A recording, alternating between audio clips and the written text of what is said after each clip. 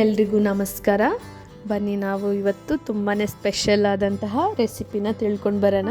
ಈ ಬರ್ಫಿನ ಯಾವ ರೀತಿಯಾಗಿ ನಾವು ಮನೆಯಲ್ಲೇ ಮಾಡ್ಕೊಳ್ಬಹುದು ಅಂತ ಹೇಳಿ ನೋಡೋಣ. ಯಾರೆಲ್ಲ ನನ್ನ ಚಾನಲ್ನ ಸಬ್ಸ್ಕ್ರೈಬ್ ಮಾಡಿಲ್ಲ ಸಬ್ಸ್ಕ್ರೈಬ್ ಮಾಡಿಕೊಂಡು ನೋಡಿ.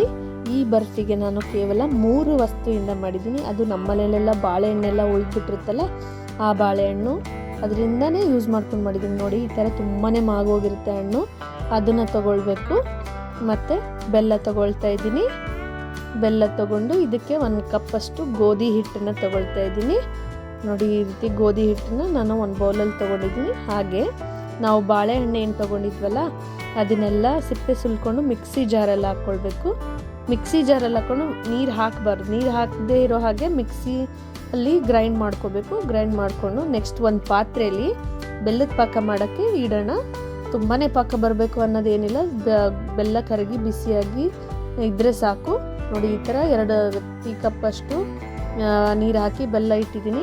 ಇನ್ನೊಂದು ಕಡಾಯಿ ತೊಗೊಂಡು ಅದರಲ್ಲಿ ತುಪ್ಪ ಅಥವಾ ಎಣ್ಣೆ ಯಾವುದಾದ್ರೂ ನೀವು ಬಳಸ್ಬೋದು. ತುಪ್ಪ ಹಾಕ್ಕೊಂಡಿದ್ದೀನಿ.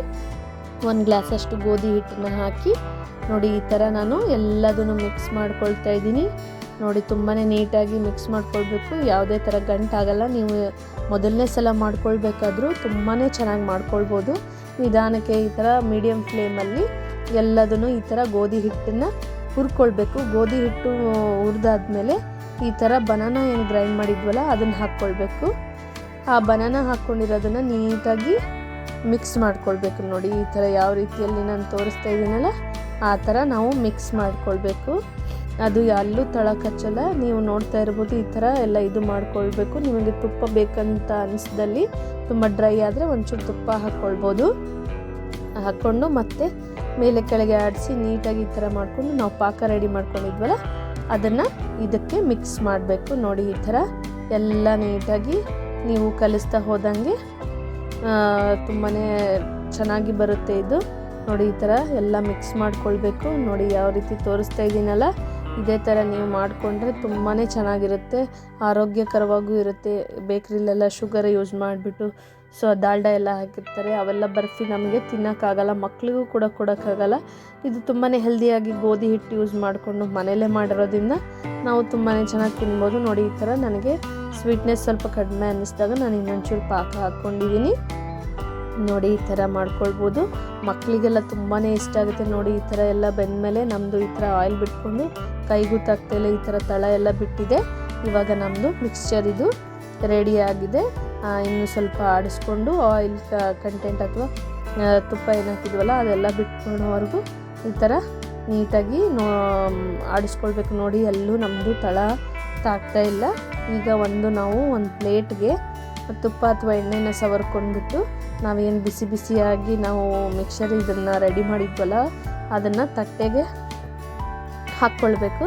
ತಟ್ಟೆಗೆ ಹಾಕ್ಕೊಂಡು ನೀಟಾಗಿ ನಮ್ಗೆ ಯಾವ ಶೇಪಲ್ಲಿ ಬೇಕೋ ಆ ಶೇಪದಲ್ಲಿ ನಾವು ಹಳ್ಕೊಳ್ಬೇಕು. ನೋಡಿ, ನಾನು ಸ್ಕ್ವೇರ್ ಆಕಾರದಲ್ಲಿ ಹಳ್ಕೊಳ್ತಾ ಇದ್ದೀನಿ.